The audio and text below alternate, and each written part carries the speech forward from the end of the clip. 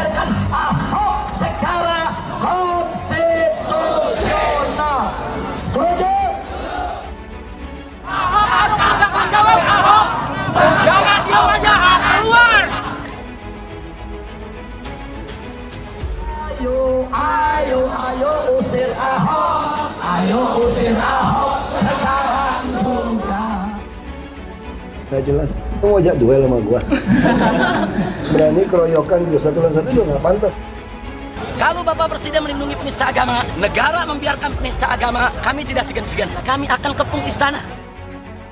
Tujuannya cuma satu, gimana Ahok bisa masuk penjara nggak ikut pilkada. Iya, kalau saya pribadi saya sudah bilang FPI tidak suka sama Ahok, Ahok juga tidak suka sama FPI, jelas toh. Dia sengaja memilih orang kafir sebagai pemimpin. Dia ingin bikin susah daripada hamba-hambamu ya Allah. Maka bikin susah hidupnya. Jangan sembuhkan penyakitnya.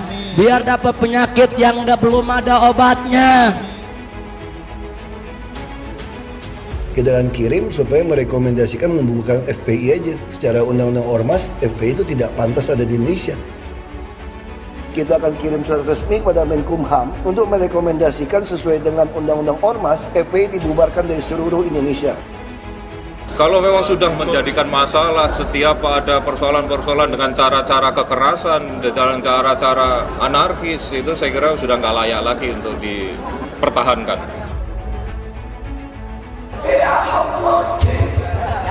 Saya akan tempatkan FPI.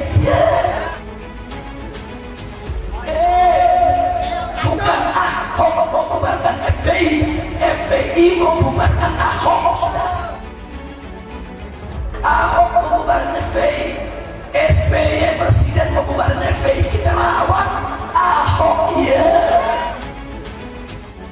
Pemerintah melarang aktivitas FPI baik sebagai ormas maupun sebagai organisasi biasa.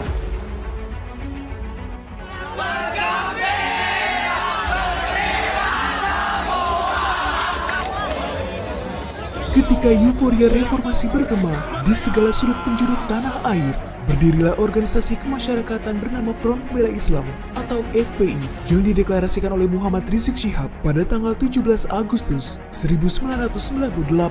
Seiring berjalannya waktu, dengan mengusung slogan Amar Ma'ruf Nahi Munkar atau menegakkan yang benar dan mencegah perilaku buruk, FPI pun bertransformasi menjadi organisasi besar dan tersebar di hampir seluruh daerah di Indonesia. Kendati demikian, sepanjang perjalanannya, FPI kerap bertentangan dengan pemerintah karena gerakan-gerakannya yang seringkali dianggap ekstrim. Mulai dari Presiden keempat Abdurrahman Wahid dan berakhir di era Presiden ketujuh Joko Widodo. Menyatakan Front Pembela Islam adalah organisasi yang tidak terdaftar sebagai organisasi kemasyarakatan sebagaimana diatur dalam peraturan perundang-undangan, sehingga secara de jure telah bubar sebagai organisasi kemasyarakatan. Selama kiprahnya di bumi Nusantara, salah satu gerakannya yang cukup menguras perhatian publik adalah ketika melakukan aksi 212 untuk menuntut dinonaktifkannya Basuki Cahayapurnama atau Ahok sebagai Gubernur DKI Jakarta pada tahun 2016 silam. Sebagaimana diketahui, perseteruan antara Ahok dengan FPI telah terjadi sejak Ahok dicalonkan sebagai gubernur mendampingi calon gubernur Joko Widodo atau Jokowi pada Pilkada DKI 2012 lalu. Terlebih ketika Ahok harus menggantikan Jokowi untuk menduduki kursi DKI 1, membuat perseteruan antara keduanya semakin memanas.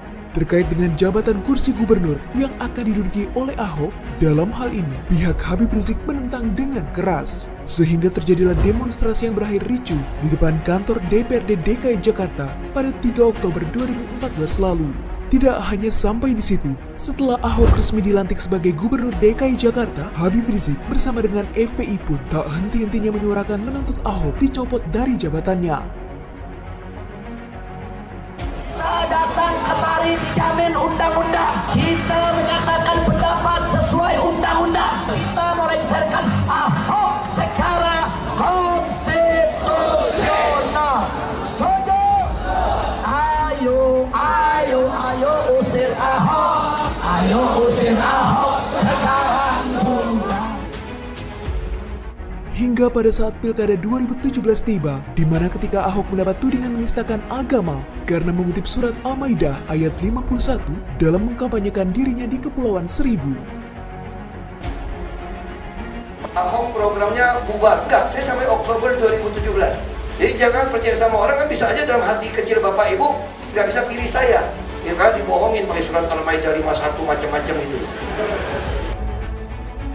Menyangkut tafsir dari surat Al-Maidah ayat 51. Jadi kasus Ahok ini telah terang benderang sebuah penistaan agama yang tidak boleh dibiarkan. Dan saya sampaikan di sini, agama apapun di Indonesia tidak boleh dinistakan. Siapapun di Republik ini tidak boleh menistakan agama. Tudingan menistakan agama yang ditujukan kepada Ahok seperti sebuah amunisi besar bagi Habib Rizik dan lawan politiknya yakni Anies Baswedan. Dan pada akhirnya Ahok pun merasakan kursi pesakitan karena dakwaan telah menistakan agama.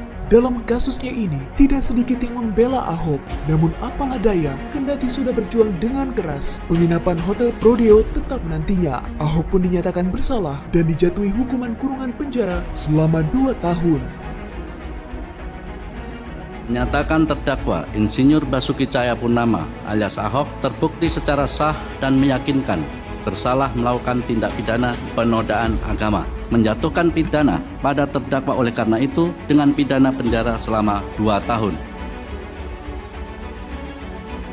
Akan tetapi, ada beberapa kalimat yang terucap dari mulut Ahok atas tudingan yang ia terima. Dalam kalimatnya itu, ia mengatakan, Semua kumpul WA grup rapatnya sama. Ini namanya mempermainkan hak orang. Kalau dalam agama menjolimi hak saya. Dan percayalah, sebagai penutup, kalau Anda menjolimi saya, yang Anda lawan adalah Tuhan yang Maha Kuasa, Maha Esa.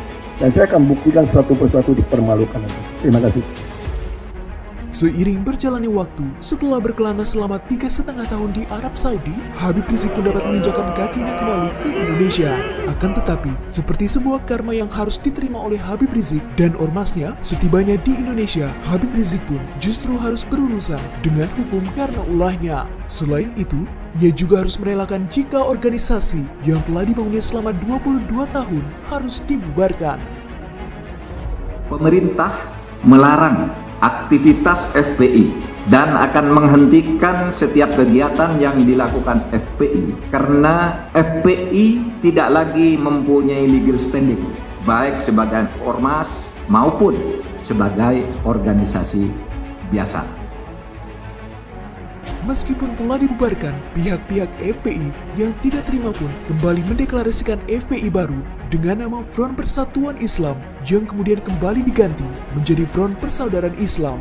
Walau namanya berubah, akan tetapi tujuan dan segala sesuatunya tetap sama seperti FPI yang dulu. Kendati demikian, pihak kepolisian tidak tinggal diam. Melalui Kepala Biro Penerangan Masyarakat Divisi Humas Polri, Brigjen Rusdi Hartono, menyatakan bahwa akan membubarkan seluruh kegiatan Front Persatuan Islam di semua daerah selama tidak memiliki legalitas dan payung hukum. Tapi apabila dari FPI model baru apapun namanya ternyata tidak mendaftarkan atau tidak mengikuti dengan aturan-aturan yang berlaku, artinya di sini ada kewenangan dari pemerintah untuk bisa melarang dan bisa membubarkan.